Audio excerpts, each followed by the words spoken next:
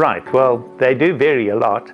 The longest I have come across was George Rodinai, who was a Russian young doctor, and he found himself in a mortuary. His medical record said it was 3 days. He didn't know until later. And he had an extensive afterlife experience, because there was a lot of time in the afterlife for him to investigate different things, have different experiences there. And but when he first, it's quite funny, because having grown up in a communist country, when he found that he was still alive, he was shocked, because he was a convinced communist atheist. And suddenly he found himself alive. And to begin with, he wasn't even sure whether he was alive. And he thought, now, how can I tell if I'm alive or not? And then he thought, well, they had learned some philosophy. The Russian education system taught them what certain philosophers had said. And one philosopher had used the principle, I think, therefore I am. I think, therefore I am. And so he, in his sort of coming to, he found himself in dark space called the void. And in this space, you don't even touch things, you know, it's a non-tangible kind of existence. It doesn't last terribly long, but you're there for a while. And he thought, well, I'm thinking, therefore I must be alive.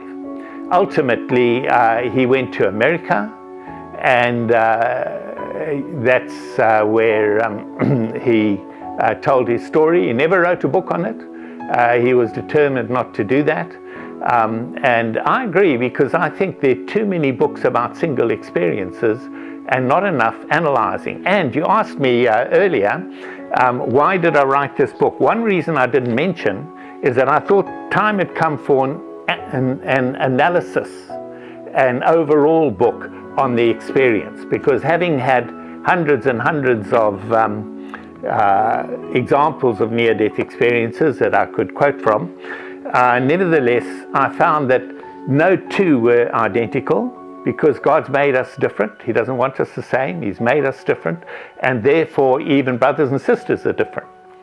And so it's time for us to look to our own experiences and not anticipate what God is going to do with us, rather have a general knowledge of what's going to happen, and then expect God to deal with us as individuals. And the exciting thing is this, that in things like when you have a life review, and God the Father or Jesus or an angel takes you through your life review, you will find that your life review is different. It's very personal. It's what's happened to you and the people around you and what they were thinking and all the rest. It's nothing to do with anyone else. So God has dealt with you and kept, not a scrapbook, a very, very detailed record of you, because He loves you and because He wants to deal personally in your life, and you will see your life review, but it will not be the same as anyone else's. And I've looked at many of these, and it's quite startling. There's never a mistake. I suppose you wouldn't expect a mistake from God, but I'm a very sort of analytical person. I tend to look for things.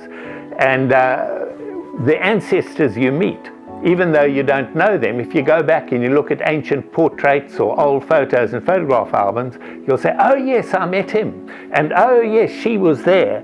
And so your dead ancestors will be meeting you as one of the events that happens in a near-death experience. Of course, many people, we don't know what happens to them after this, because they continue with in the afterlife. We're dealing here with people who've returned.